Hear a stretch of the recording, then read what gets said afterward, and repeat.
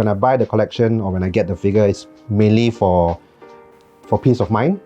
And there's this whole mentality of if I don't have a specific figure, I cannot sleep.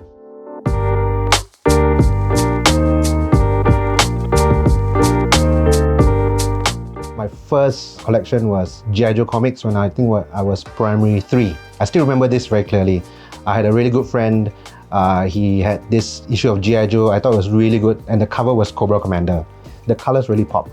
And then from there, the love for superheroes grew from that comic collection. The tactileness of a figure or a statue is very special, right? So when you see a character, let's say for example, my favorite character, Nightcrawler, right? So looking at the image on the page and holding it is two very different things. Based off that feeling, right, I decided that collecting action figures fulfills a deeper need for that love than just print. Hi, my name is Neil, I'm 45 years old, and welcome to my Superhero Man Cave.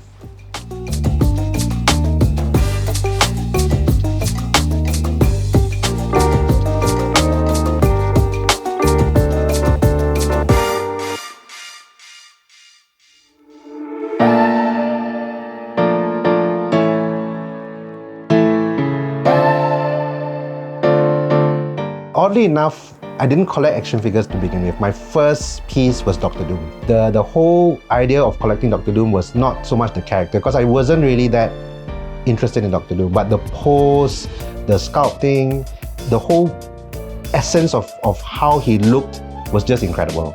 It called out to me. I could literally hear the voice in my head to say, you have to buy me. And at 14, you don't really have a lot of money. The shop, I still remember it was at Siglap Center.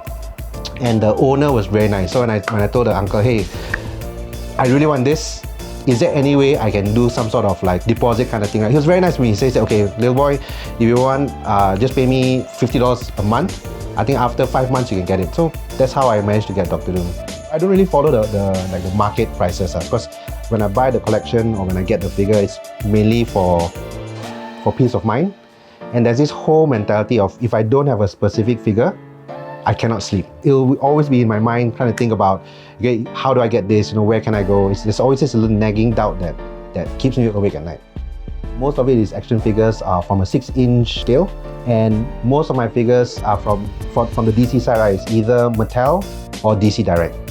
Then for Marvel, it's either Hasbro or Marvel Select.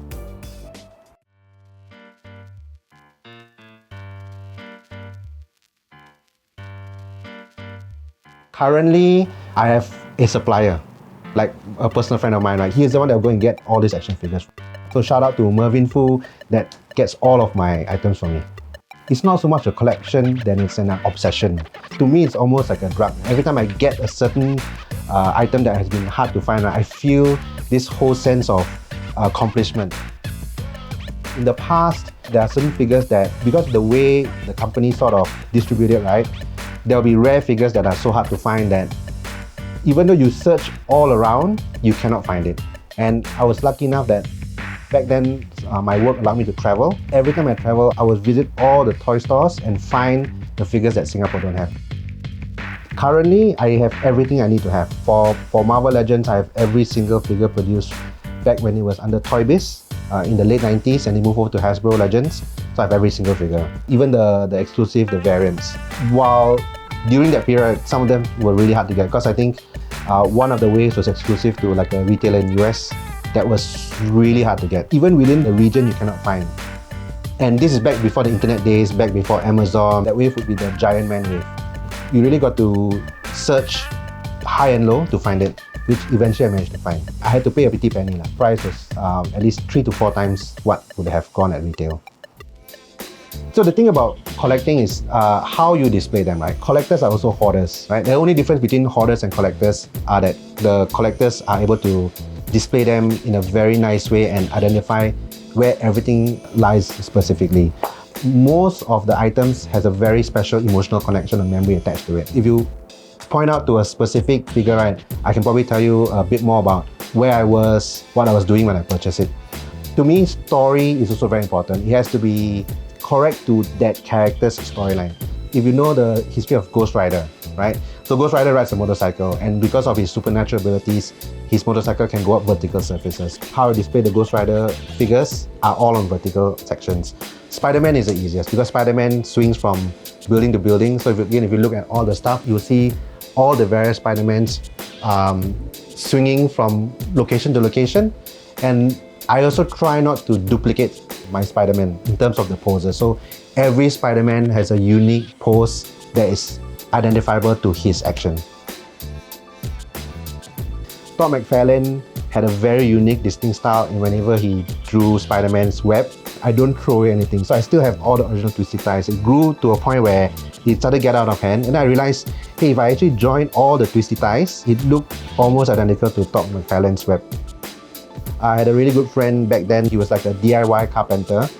He came in, he suggested, hey, why don't you put it on the ceiling? You can actually build like a walkway, like catwalks across. Then I have all these walkways for additional collection and additional display. What I've learned is careful planning and make sure that every figure can stand on its own so that when the figures are displayed all by itself, it looks natural. I tend to arrange them by grouping. Again, it's always about the story. So if we look at this level here, right? So they're all arranged according to their groups. So like the Superman group, the Batman group, then the Justice League, Justice Society, then the Magic users, and then so on and so forth. How much is it worth? About 5 years ago, I did a rough calculation. Everything's worth about 150,000 Sing altogether. One statue is about 300 to 350, right? And I have about maybe 400 to 500 pieces. And then one action figure is about, let's say, 20 to 30. I have about 2,000. For now, I think I wouldn't sell anything because these are the stuff that I really want. If there's a fire, I'd probably save myself first. My rationale is money you can always make, stuff you can always collect, but health, family is one thing that you can never replace, right? So if I go into take and I burn myself, then I cannot enjoy my other collection in the future. Personally, yes, I feel like my life would be duller without the collection. When I have like a long day, I come here, I sit down, look at certain pieces. It helps me to relax and gives me peace of mind, so that when I look at a certain range or certain grouping, the mind naturally slows down, and any stress or problems that I'm facing at work or home sort of is able to go under the undercurrent. And then when I step out of the room, I have a different frame of mind and I can approach the challenge in a different way. Collectors need to have more interaction with each other, because I know a few collectors out there. They happen to be friends, but I'm sure there are other people out there that have better or different kind of collection. I'm always trying to see whether I can meet up with them, because I think we share the same passion.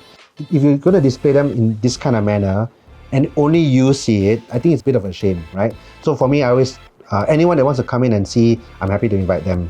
I also feel like there are people out there that have the same kind of mind frame. It would be nice if we can have a collecting community gathering where we can sit down and like visit each other's home.